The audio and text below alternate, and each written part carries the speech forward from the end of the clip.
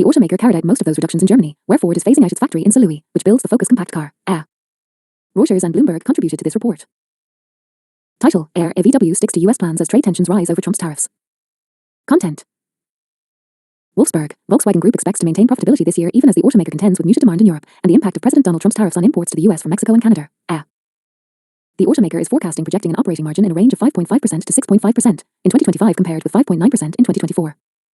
It sees revenue increasing by as much as 5%.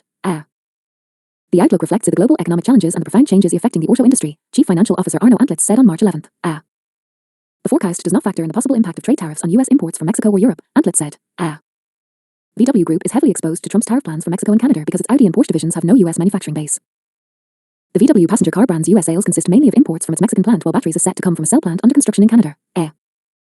Antlitz said VW is sticking to its plans to expand market share in the US despite growing investor fears over the damage Trump's tariff policies could cause. He said VW could only concentrate on that which is in our hands. VW's US investments should count for something if Trump decides to impose additional tariffs, Antlitz said in an interview with Bloomberg Television. We feel already like an American company. In this episode of the Ally All Ears podcast, Aaron Lee, Senior Director at Ally Dealership Insurance, discusses the growing threat of cyber attacks on dealerships and the importance of staying vigilant. He shares essential tips for safeguarding against these risks and highlights the need for specialized cyber insurance coverage to protect your business. VW has a large factory in Chattanooga, Tennessee, and is sustaining more than 20,000 safe and well-paid jobs in the US, Antlitz said. VW's Scout truck and SUV brand is building a new factory in South Carolina.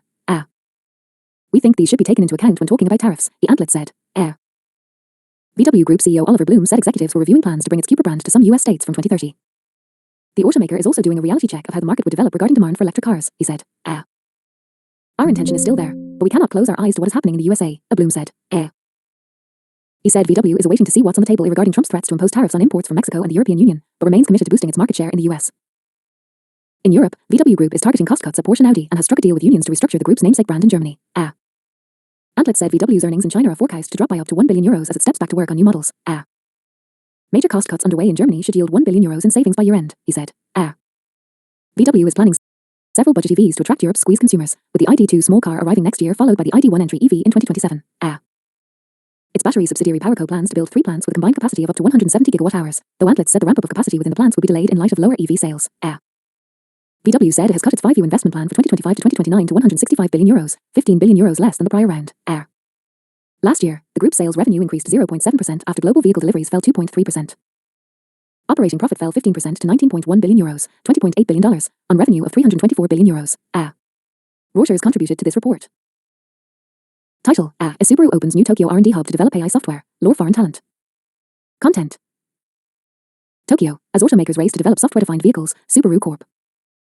is upping its game with a second high-tech R&D hub in Tokyo to spearhead its shift into artificial intelligence, advanced driver assist systems and more, all while attracting new talent. The facility, which the Japanese automaker calls Subaru Lab, opened in February in a dedicated section of a WeWork office space on 41st floor of a gleaming office tower in the capital city's tech-focused Shibuya district. The new hub follows the opening of the first Subaru Lab nearby in December 2020. The 2 Tokyo centers are tasked with developing artificial intelligence-powered driver assist systems and vehicle software operating systems by the late 2020s.